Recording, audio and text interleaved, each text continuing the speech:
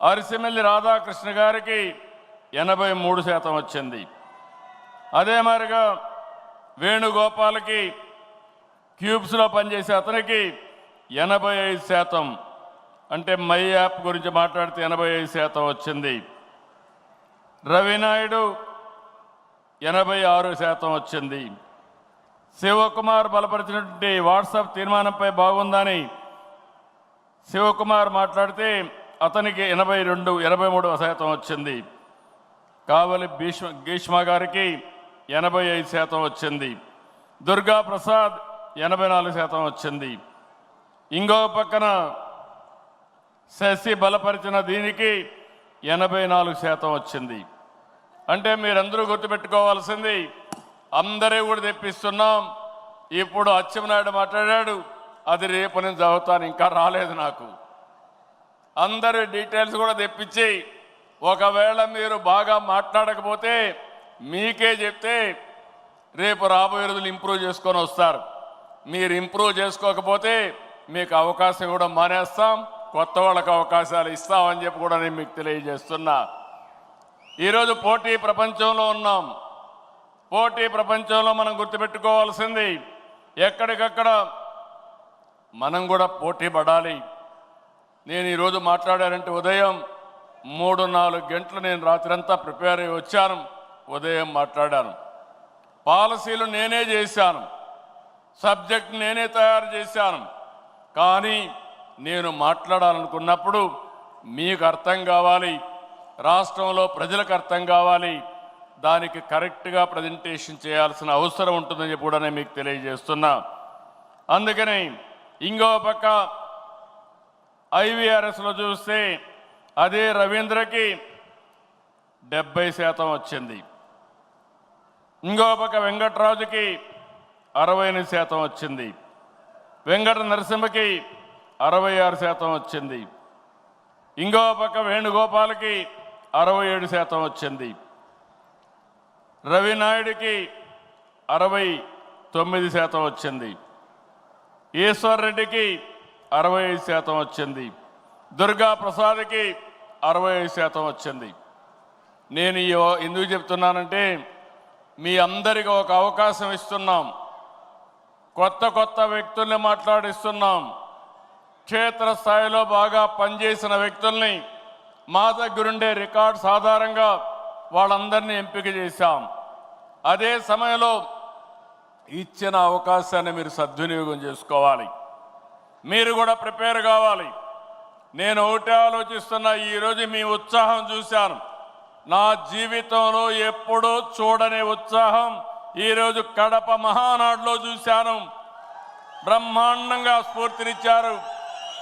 Energy అయితే చాలా ఎక్కువగా ఉంది. కానీ ఒక్క విషయం మీరు గుర్తుపెట్టుకోవాలి, తెల్లవారితో వచ్చిన వాళ్ళు ఇదే పనిగా వచ్చాం. రాష్ట్రం నలుమూలల నుంచి వచ్చాం. సాయంత్రం వరకు కూర్చునే ఓపిక ఉండాలి. నేను కూడా ఇంత మునుపు మారిగా రాత్రి 10 గంటల వరకు మీటింగులు పెట్టడం లేదు. టైం అంటే టైమే. ఒక్క నిమిషం కానీ ఎవరన్నా డీవియేట్ అయితే బెల్ కొట్టడం, అప్పటి కూడా వదిలిపెట్టకపోతే మైక్ కట్ చేయడం కూడా జరుగుతుందని చెప్పి కూడా నేను మీకు తెలియజేస్తున్నా. రేపు కూడా అదే చేద్దాం, ఎల్లుండి కూడా అదే చేద్దాం.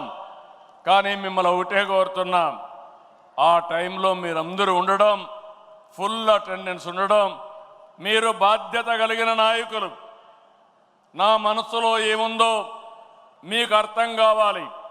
మీ ఆలోచన విధానాన్ని నేను అర్థం చేసుకోవాలి. అవి జరగాలంటే నిరంతరం మీకు పార్టీకి ఎప్పటికప్పుడు డైలాగ్ ఉండాల్సిన అవసరం ఉంది, చర్చలు జరగాల్సిన అవసరం ఉందని చెప్పి కూడా నేను మీకు తెలియజేస్తున్నా. దీనికంటే ఈరోజు నేను ఎక్కువగా మాట్లాడను, ముందే చెప్పాను నేను తగ్గిస్తానని. కాబట్టి మనం 6 గంటలకి అనుకున్నాం, 6:20 అయింది.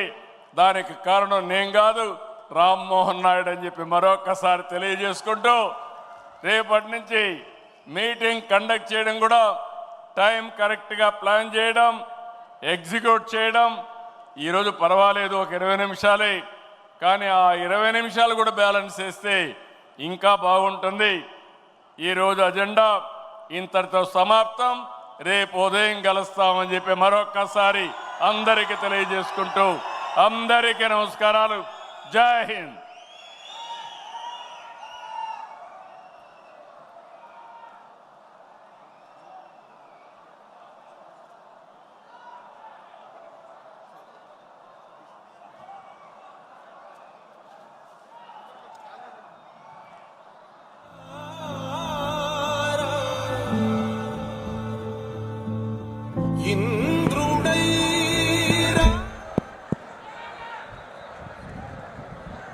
మొదటి రోజు విజయవంతంగా పూర్తి చేసుకున్నటువంటి సందర్భంలో కార్యకర్తలకి వేదికను అలంకరించిన పెద్దలందరికీ కూడా మరొక్కసారి ధన్యవాదాలు తెలియజేసుకుంటూ మళ్ళీ తిరిగి రేపు పొద్దున్న 9 గంటలకి రిజిస్ట్రేషన్ కార్యక్రమంతో మొదలు పెట్టబోతున్నాం. బ్రేక్ఫాస్ట్ కూడా ఇక్కడ అరేంజ్ చేస్తున్నారు. ఎంత ఉత్సాహంగా ఈరోజు ఈ కార్యక్రమాన్ని నడిపించామో రెట్టింపు ఉత్సాహంతో రేపు యుగ పురుషుడు మన తెలుగుదేశం పార్టీ వ్యవస్థాపకులు నందమూరి తారక రామారావు గారి తాలూకా జయంతి సందర్భంగా జరుగుతున్నటువంటి మహానాడు కార్యక్రమం కాబట్టి రెట్టింపు ఉత్సాహంతో రేపు కార్యక్రమానికి తిరిగి రావాల్సిందిగా ప్రతి ఒక్కరికి కూడా మరొకసారి ఆహ్వానం పలుకుతూ ఇప్పుడు ప్రతి ఒక్కరు కూడా క్షేమంగా జాగ్రత్తగా వాళ్ళకి ఏర్పాటు చేసినటువంటి బస స్థలాలకి అందరూ కూడా వెళ్ళాలని మీ అందరికీ కూడా కోరుకుంటూ మళ్ళీ రేపు పొద్దున్నే అందరికీ కూడా కలుద్దాం. శుభరాత్రి. జై తెలుగుదేశం.